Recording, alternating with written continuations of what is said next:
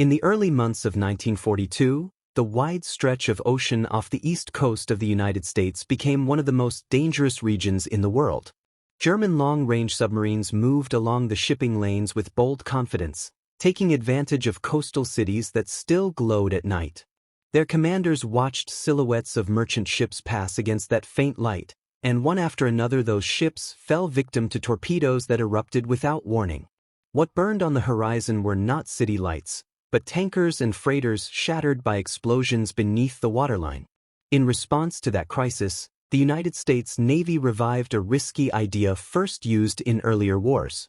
Instead of merely escorting convoys or patrolling the coast, certain ships would be deliberately disguised as ordinary, defenseless freighters. These vessels would appear slow, worn, and vulnerable, moving alone as if unaware of the danger around them. Hidden under false deck cargo and wooden screens, however, they carried naval guns and depth charges ready to be revealed at the decisive moment. Their mission was to draw a submarine into surfacing, then strike back at very close range. Ships assigned to this unusual duty were known as Q ships, and only a handful were prepared for the experiment. One of them was an aging freighter that began its life 30 years earlier. Built in 1912 at Newport News, she spent decades carrying cargo along commercial routes under the name Carolyn. Her work had been steady and uneventful until the United States entered the war. She was then taken from commercial service in February 1942 and selected for conversion into a secret decoy. Within weeks she reappeared with a new name, Attic, and a new purpose that remained hidden even from many within the Navy. The transformation changed her appearance only slightly but altered her nature completely. Behind breakaway panels, carpenters and gun crews installed 4 naval guns and several machine gun mounts. Depth charge projectors were fitted near the stern. Her holds were filled with pulpwood that would help her remain afloat even after a torpedo strike. Seen from afar, she still resembled a harmless and heavily loaded tramp steamer. Only those directly involved in the project knew that almost every piece of deck cargo could collapse or swing away to expose the weapons beneath it. Command of the disguised ship went to Lieutenant Commander Harry Linwood Hicks. He led more than 140 officers and men who understood that their ship was slower than most merchantmen and far more vulnerable than any true warship. Attic could barely reach 9 knots, yet she was expected to roam alone through waters where merchant ships had been disappearing in minutes. Secrecy surrounded every aspect of the mission. Officially, she was listed as a small cargo ship on special duty. In reality, she was bait. Her operational plan left no room for hesitation. She would patrol the most dangerous areas, hoping to be noticed by a submarine on the hunt. If struck by a torpedo, the crew would stage what appeared to be an abandonment. Boats would be lowered on the far side, smoke would rise from the damaged deck, and the ship would seem helpless. As the submarine approached to finish the job, gun crews would sprint to their hidden weapons, the camouflage would fall away, and Attic would reveal herself in a sudden blast of gunfire. It was a strategy built on courage, deception, and precise timing, with little margin for error. On 26 March 1942, Attic left port for her first patrol. Her course took her southward and then eastward toward a position roughly 300 miles off the Virginia coast. There were no escorts beside her and no aircraft overhead, only the rolling gray Atlantic and the unspoken understanding that submarines could be anywhere along the horizon. Far beyond that horizon, another vessel was already moving.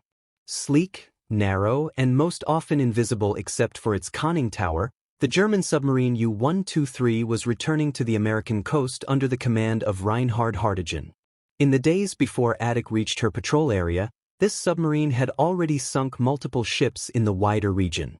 It was part of a larger offensive that exploited the gaps in coastal defense and the slow development of convoy protection. The ocean in those days was ruled by shadows, faint lights, and sudden explosions. Into that dangerous world sailed a ship disguised as prey, carrying a hidden sting and a crew who knew exactly what was at stake. By late March 1942, the waters of the Western Atlantic carried a tension that could not be seen but was felt by every vessel that crossed them. At night the sea seemed unusually still, holding its breath between slow, rolling swells. Beneath that calm surface moved the weapon that had changed the balance of the entire coastline. German submarines traveled mostly submerged during the day, then surfaced at night to recharge batteries and strike at any ship they could find. The pattern had become familiar to their commanders, and they used it with increasing confidence. Reinhard Hartigen, commander of U-123, was no stranger to risk. He had already completed one patrol to American waters earlier that year, during which he observed how exposed the coastline had become. City lights glowed along beaches, silhouetting merchant ships as clearly as lanterns mark a path. On this second patrol, he returned with a sharper instinct, knowing that the same conditions still existed. His submarine had crossed thousands of miles of ocean, moving in a long arc that placed it near Bermuda before curving back toward the east coast. The submarine's engines carried a constant hum that blended with the sea, barely noticeable to the crew who had grown used to the sound. Inside the narrow hull, the air was stale, heavy with the scent of oil, metal, and the confined world they inhabited. Yet the men were alert. Hartigen kept his officers focused on the reports of ship sinkings, the patterns of merchant traffic, and the dark lanes where isolated targets often appeared. He had every reason to believe more victims would present themselves as he approached the coastal routes again. Meanwhile, the ocean around him remained indifferent. Swells moved under the hull with steady rhythm, rising and falling like the breath of something ancient. At night, the stars reflected on the water in broken fragments, disappearing whenever the submarine's conning tower cut through the surface. These were the conditions in which Hartigen preferred to attack. He relied on darkness, surprise, and the confusion that followed a sudden torpedo strike. His submarine had already sent plumes of fire into the sky during this patrol, marking the destruction of tankers heavy with fuel. Each success encouraged him to push farther. During these same days, Attic moved toward her assigned patrol area at her slow, deliberate pace. She left behind the relative safety of the coast and entered the same open waters where U-123 traveled. Her crew worked quietly, following routines that concealed the tension beneath them. They inspected the false deck cargo, checked the release mechanisms on the panels that hid the guns, and rehearsed the movements they would make if ever struck by a torpedo. The ship carried no outward sign of the weapons she held. From a distance, she resembled nothing more than an ordinary freighter carrying a load of timber. The difference between hunter and decoy narrowed with every mile. Both ships moved through the same vast space, separated only by time and shifting currents. Hartigen continued to chart his approach toward the American coast, confident that the coming days would offer new targets.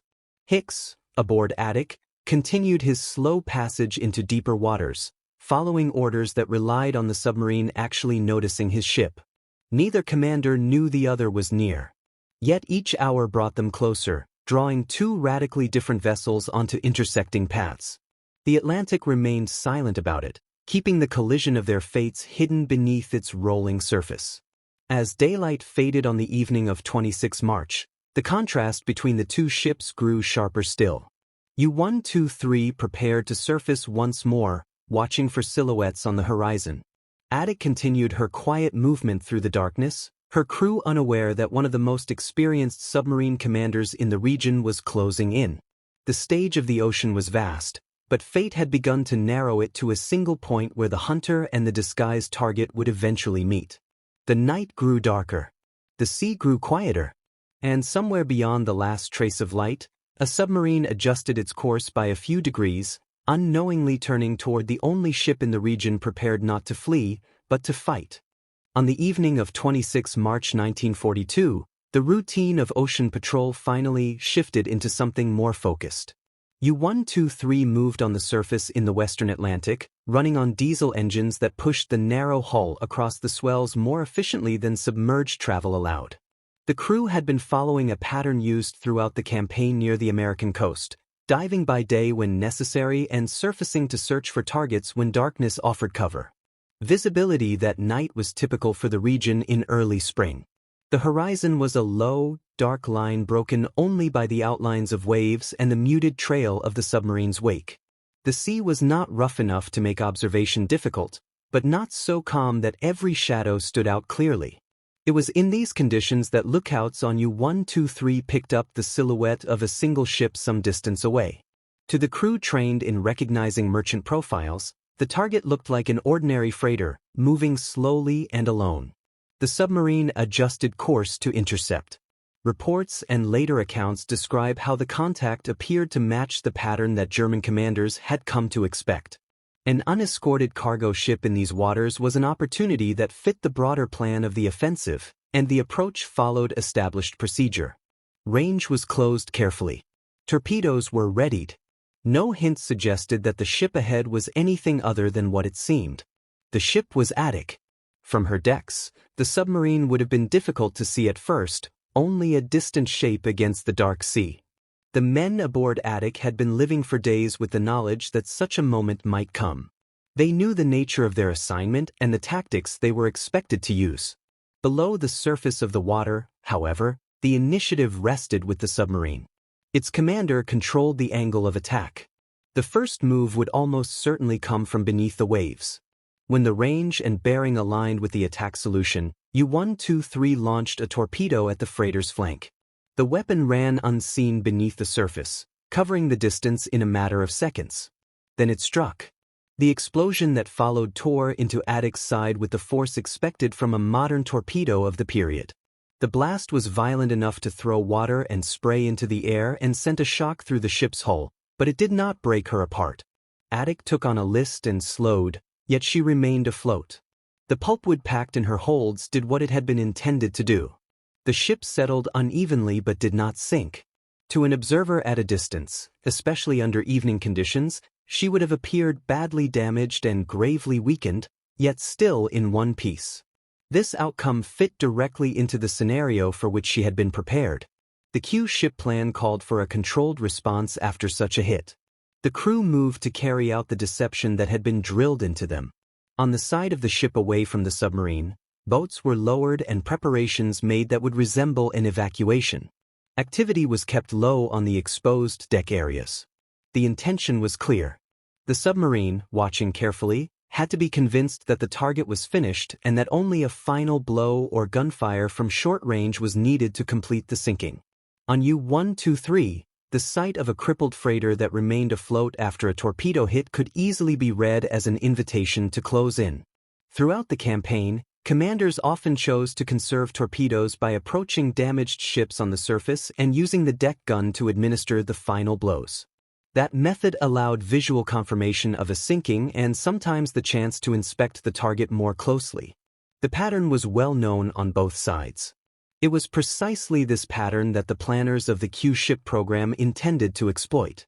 As Attic lay low in the water, her apparent weakness concealed a sudden shift in readiness. Behind the timber and screens that still disguised her weapons, gun crews took up their positions. They waited near the hidden mounts, ready to knock away the coverings and run the guns out the moment the submarine came into range. The movement had to be coordinated. Too early, and the deception would be spoiled before the submarine was close enough. Too late, and the attacker might fire first from a short distance with the advantage of surprise.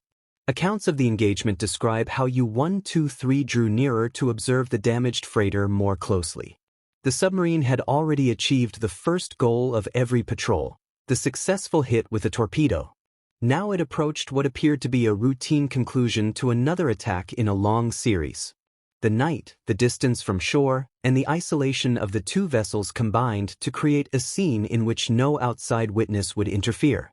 On Attic's deck, the false cargo and concealment screens still stood between the gun crews and their targets. Yet the moment of decision moved closer with each passing minute. The ship's list, the shapes of the boats in the water, and the apparent inactivity on the exposed side all served the plan. Beneath that appearance lay the tension of a single coordinated action that would either catch the submarine off guard or fail with severe consequences. When the range finally closed to the point chosen by Attic's commander, the time for deception ended. The concealed panels were dropped or swung aside in a practice sequence. Naval guns that had been invisible moments before now pointed out over the water, aimed toward the approaching submarine. In the space of a few breaths, the ship that had appeared to be a helpless freighter transformed into an armed vessel, exactly as the concept of a Q ship intended. Then Attic opened fire. The quiet rhythm of the night sea was shattered by the thunder of her guns.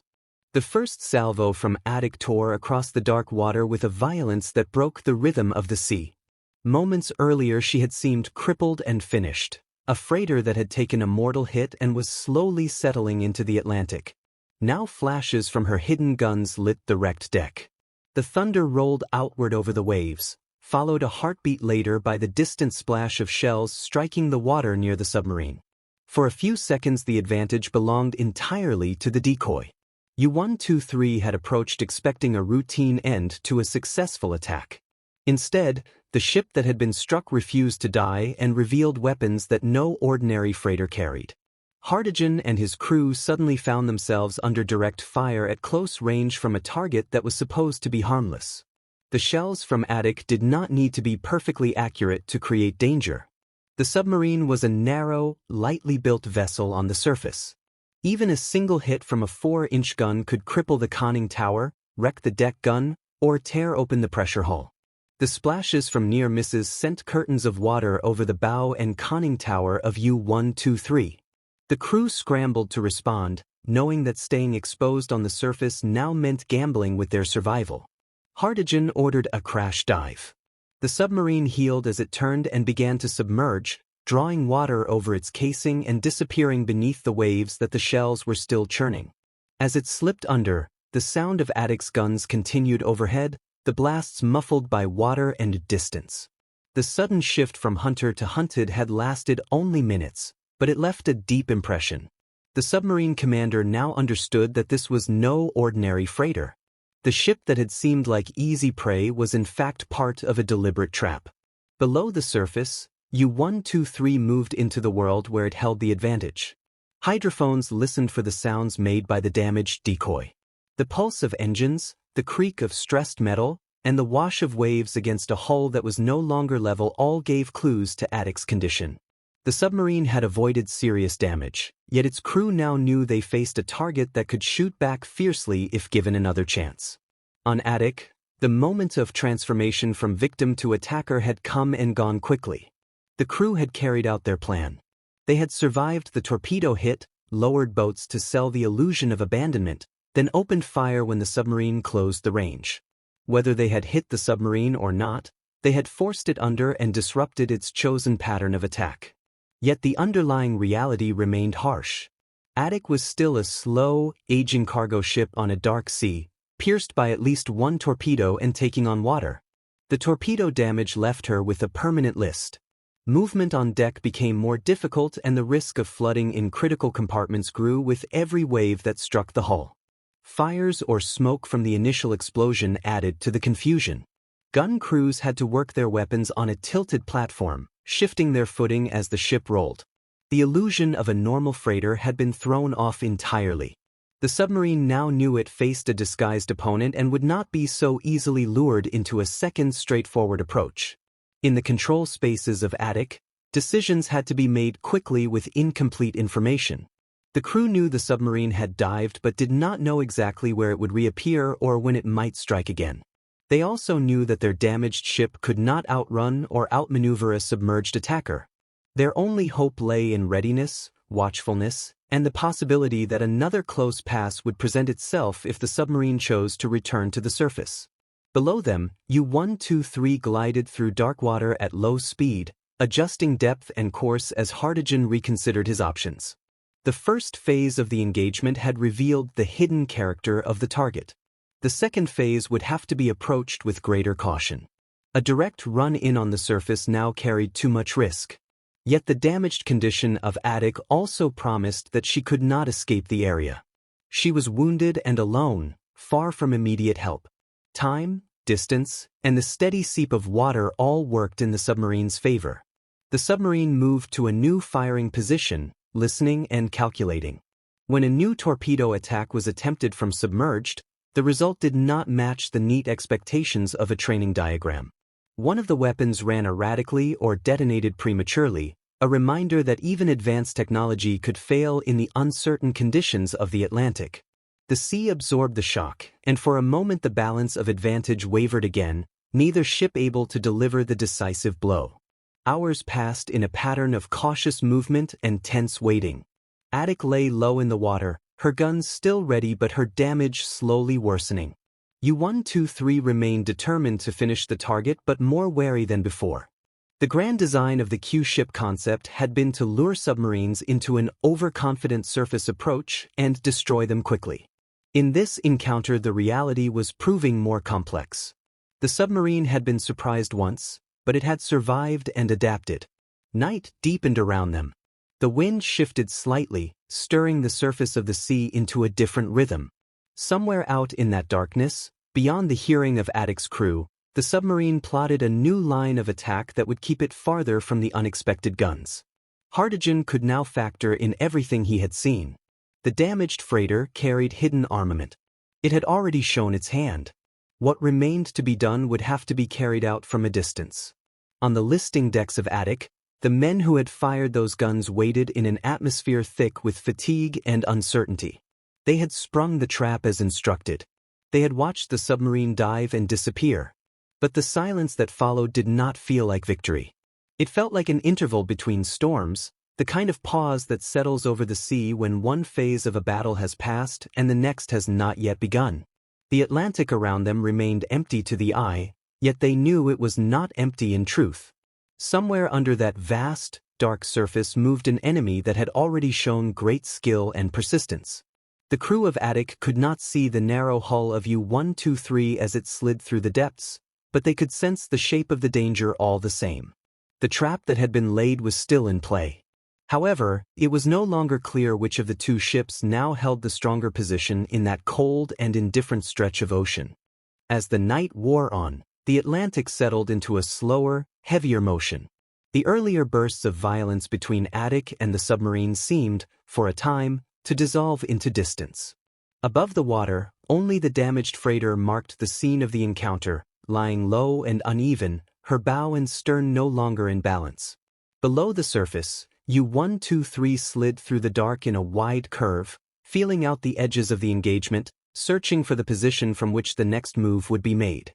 Inside the submarine, every sound mattered. The crew listened for the beat of Attic's engines and the creak of her strained hull through hydrophones pressed to the sea. The commander knew the ship had already shown it could fight back with heavy guns. He also knew that a damaged vessel in the open ocean had limited options. Attic could not flee to port in her condition. Her speed was poor even when whole, and now she carried flooding, a list, and the weight of the earlier hit. Time was not on her side.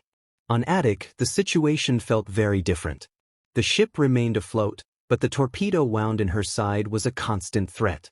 Water seeped into compartments that had not been designed to take such damage. Pumps fought the inflow, but the list remained and sometimes increased. The deck was cluttered, not only with camouflage timber but with the aftermath of the first explosion. Splintered wood, twisted metal, and equipment scattered by the blast made movement more difficult. The men were tired, yet they stayed at their stations, knowing that the submarine had every reason to return. The guns remained manned, their crews alert to any shadow on the horizon. Lookouts scanned the dark, seeing only the restless surface of the sea and the faint variations of cloud and starlight. The earlier burst of action had proved that the plan could be carried out. Attic had survived the first torpedo and had fired back, forcing the attacker to dive. Yet the silence that followed did not feel like safety. It felt like the pause between chapters in a story that had not yet reached its final turn. Far from the ship, the submarine came to periscope depth when conditions allowed, lifting a slender column of steel toward the surface. Through its lens, the commander searched for the shape of the damaged freighter. When he found it again, the picture confirmed what the underwater sounds had suggested. Attic was still afloat but clearly wounded. Her silhouette rode lower in the water, and her angle against the sea showed that the earlier hit had done lasting harm. The camouflage that had concealed her guns was now broken, and the outlines of some of those weapons were visible against the dim light. There was no longer any question of approaching confidently on the surface to finish a helpless merchant ship. This was now a deliberate contest between a submarine that had been surprised once and a decoy that had already revealed its weapons. The next attack would come from beneath the waves, where the submarine's advantage lay. Hartigan prepared another torpedo-firing run, calculating range, speed, and bearing with the care learned from years of training and earlier patrols. When the moment came, another torpedo left the submarine's tube and began its run toward the target. Somewhere between launch and impact, something went wrong. The weapon malfunctioned or detonated before reaching its mark. The result was a meaningless shock in the water, a flash that did nothing to the damaged freighter but reminded both sides that even modern weapons could fail in the uncertainty of combat. Attic endured. The submarine, denied a clean result, circled again. Hours slipped by in this uneasy pattern. The night deepened. The waves changed their rhythm as the wind shifted. Attic's crew remained at battle stations, though exhaustion pulled at their focus. The knowledge that the submarine was still near did not come from sight or sound, but from the simple logic of the situation. A wounded ship far from land, already torpedoed once, would not be abandoned by an enemy that had followed her this far. The men understood that the next attack, whenever it came, might leave them no chance to respond. In the small hours after midnight, U-123 moved once more into position. The commander now had the benefit of everything he had observed. He knew the ship carried guns. He knew she remained afloat despite serious damage. He also knew that if he gave her another chance to fire at him on the surface, the risk of taking a crippling hit would return. The solution was clear. The final blow would have to come from a submerged launch at a range that kept the submarine beyond the immediate reach of Attic's weapons. This time, when the torpedo left its tube, it ran true. The weapon traveled the distance in silence, invisible in the darkness except for the faint trail that could not be seen from the listing deck of the freighter. Then it found its target. The second explosion struck Attic with a violence greater than the first. It tore into a different part of her hull, reaching areas where ammunition and depth charges were stored. In the next instant, a far larger blast followed as those secondary explosives detonated. For observers on the submarine, the scene was brief but unforgettable. A towering column of fire and debris surged up from the center of the freighter, lit from within by the full force of explosives that had been meant to be used in attack, not triggered in a single catastrophic instant. The ship's central structure seemed to lift and tear apart under the shock. Pieces of hull, timber, and metal arched through the air before falling back into the sea. The blast rolled across the waves and reached the submarine as a heavy vibration, even at distance. On Attic herself, the effect was final. The explosion devastated the interior of the ship. Compartments collapsed. Bulkheads gave way. Any remaining integrity in the damaged hull was destroyed. Water rushed in from multiple directions as the sea poured through torn plates and fractured seams. There was no time for organized damage control. Whatever efforts had held the ship together after the first torpedo were swept away in seconds by this larger shock. The freighter began to sink rapidly. Her bow or stern, depending on the exact pattern of flooding, rose for a brief moment before the entire structure slid beneath the surface. Lifeboats already in the water were overturned or tossed aside by the force of the explosion and the sudden movement of the hull. Men who had survived the blasts found themselves in cold, dark water amid wreckage and oil, far from any immediate rescue. From the vantage point of U-123, only fragments of this chaos could be seen. The submarine's commander noted the huge explosion, the rapid disappearance of the ship, and the scattered traces of wreckage that spread across the surface afterward. Some figures were sighted in the water, but the conditions, the risk of remaining close to the scene, and the demands of the patrol made lingering too long a danger for the submarine itself. After recording what had occurred, U-123 moved away from the area. When the sea finally closed over Attic's last visible remnants, the surface appeared almost empty again. Only floating debris and a fading stain on the water marked the place where the Q ship had made her stand. The Atlantic, indifferent as ever, continued its slow, heavy roll as if nothing had changed at all. In that sudden end, 141 men were lost with their ship, leaving no survivors to tell firsthand how the final minutes had felt aboard the disguised freighter that had gone out as bait and never returned. When Attic slipped beneath the surface, the scene of her final struggle vanished faster than the scale of her loss might suggest. The blast that destroyed her had been enormous, yet the Atlantic absorbed it as if it were only another brief disturbance on an endless surface. Waves closed over torn steel and timber. The glow of fire faded.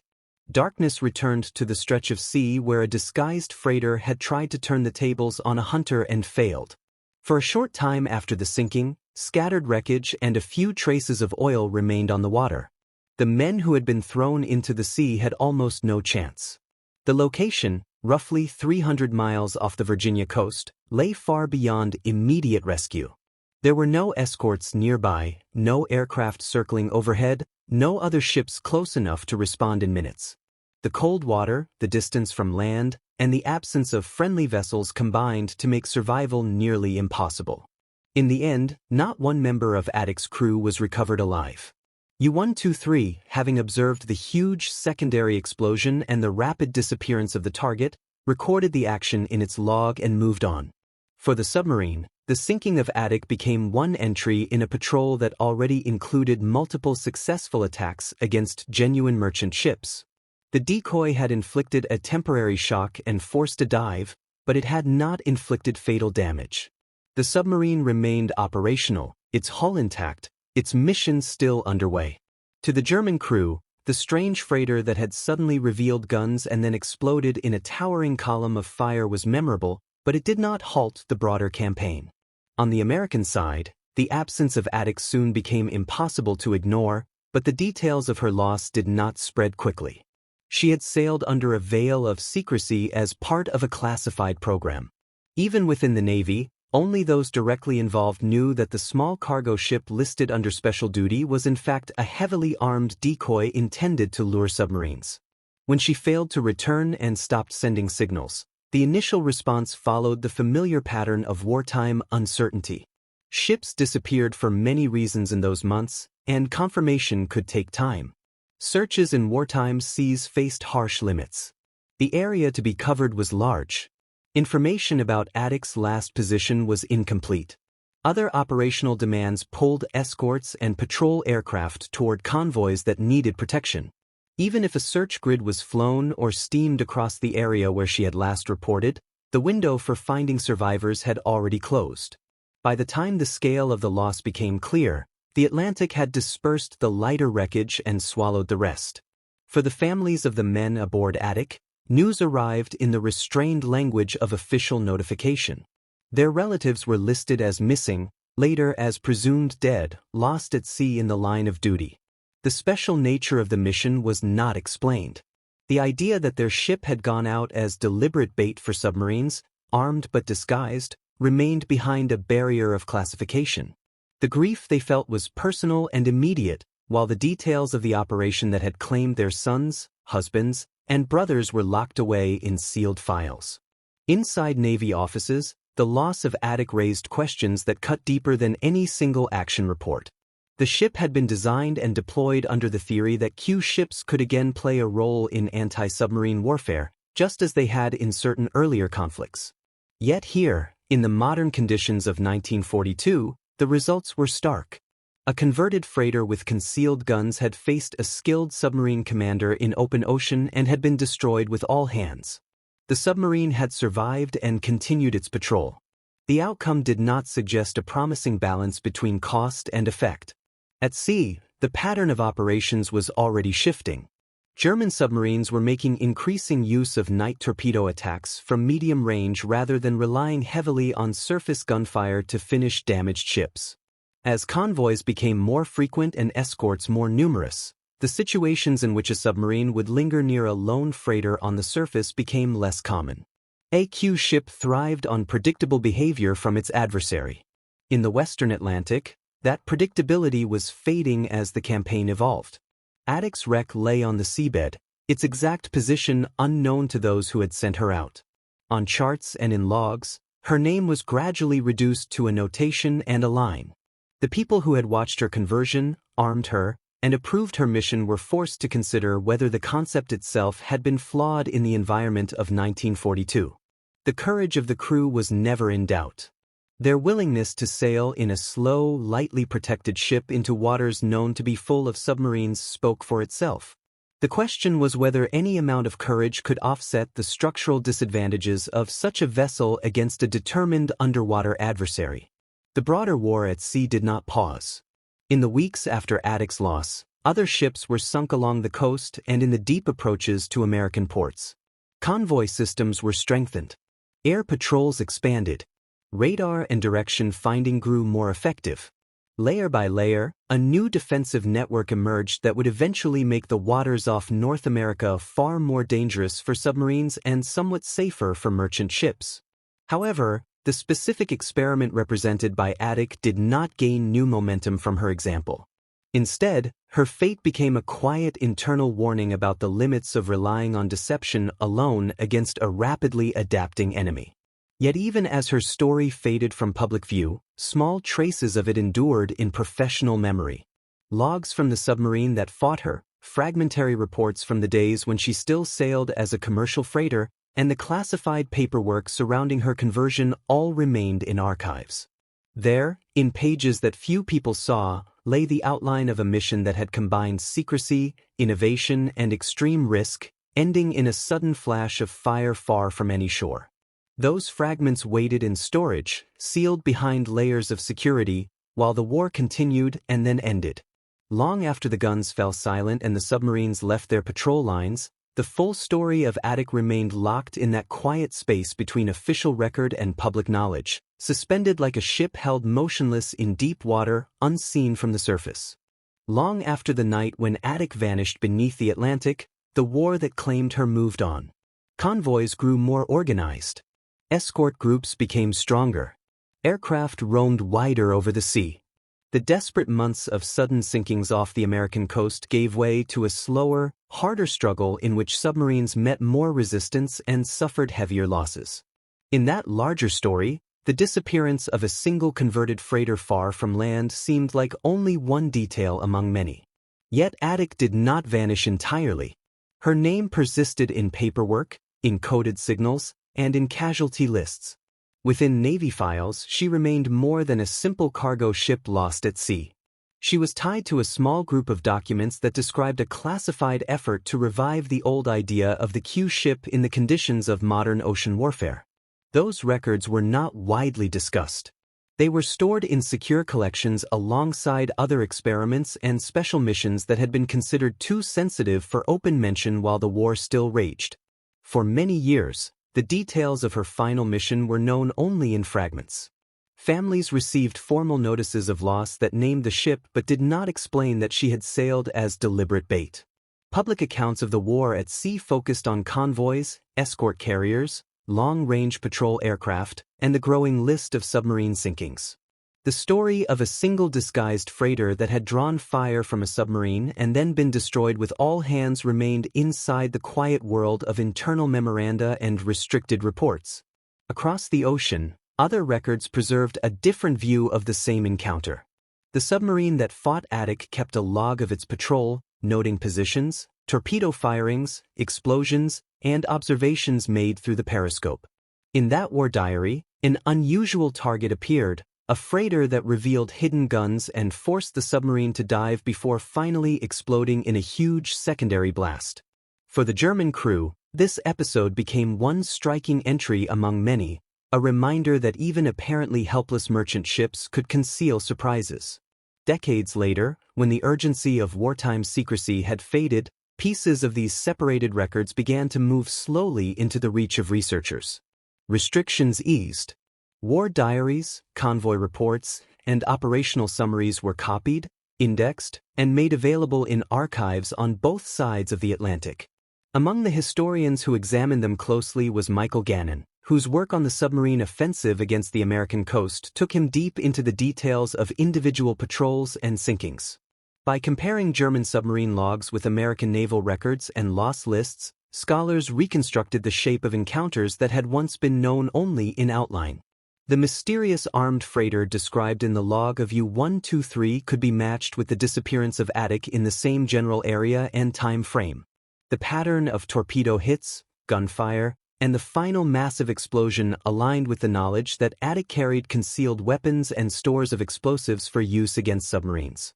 Piece by piece, a clearer picture emerged of what had happened on that March night far from shore. In this reconstructed story, Attic occupied a narrow but revealing place within the larger campaign. She represented a moment when the United States Navy reached for an older method of anti-submarine warfare and tried to impose it on a rapidly changing battlefield. The theory behind her mission was straightforward. If submarines could be tempted into approaching damaged ships on the surface to finish them with gunfire, then a few special ships could turn that habit into a weakness. But by 1942, the submarine threat in the Western Atlantic had already begun to adapt. German commanders were shifting more toward surprise torpedo attacks at night, launched from ranges that kept them away from immediate retaliation. When they did approach on the surface, they were often quick to dive at the first sign of danger. The sinking of Attic showed both sides of this transition. She managed to reveal her guns and open fire, forcing U-123 to crash dive. Yet the submarine, once alerted to the trap, could fall back on its strengths under the surface and strike again from safety. The decoy ship, slow and already wounded, could not escape or change the fundamentals of the contest. Within Navy circles, the loss of Attic contributed to a sober reassessment of the Q ship idea under modern conditions. Another American Q ship, Asterion, also patrolled but found little opportunity to use her concealed weapons in the way planners had imagined. Meanwhile, resources were flowing into methods that showed clearer results. Long-range aircraft with radar, escort carriers that brought air power into mid-ocean, improved sonar on destroyers, and coordinated convoy defenses all began to shift the balance of the campaign. The kind of close-range surface encounter that Q ships depended upon became less central to the struggle. As these newer tools took prominence, the special program that had produced Attic slipped quietly into the background. Her mission remained a matter of record, but not of public narrative. This did not lessen the reality of what her crew had attempted. They had sailed in full knowledge that their ship was an unusually dangerous place to be in those waters, precisely because it was meant to attract attack. Their service combined secrecy, calculated risk, and an acceptance that if the gamble failed, the cost would be severe. In the years after the war, when researchers finally drew together the fragments from commanders on both sides, Attic's story assumed a different kind of weight. No one could change the outcome or restore the lives lost with her. Yet understanding how and why she was sent out, what she faced, and how the engagement unfolded offered insight into the pressures of decision-making in a time of crisis. Faced with a sudden wave of shipping losses close to their own shores, officers grasped at every plausible method to fight back, including one rooted in an earlier era. The result at sea showed the limits of that choice. Today, Attic does not stand in memory alongside famous carriers or celebrated destroyers. Her name appears instead in casualty rolls, specialist studies, and detailed histories of the submarine campaign. In those pages, she is more than a footnote.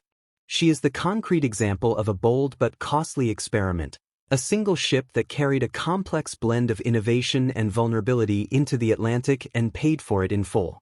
Beneath the ocean where she fell, her wreck lies beyond ordinary reach, resting among countless other remnants of that long conflict. In the archives on land, the records that describe her journey share shelves with thousands of other files. Together, the silent hull on the seabed and the quiet pages in storage preserve the same story, a story of a ship that was not what it seemed, of a trap that worked only for a moment, and of a crew whose courage could not overcome the hard realities of the war they were sent to fight.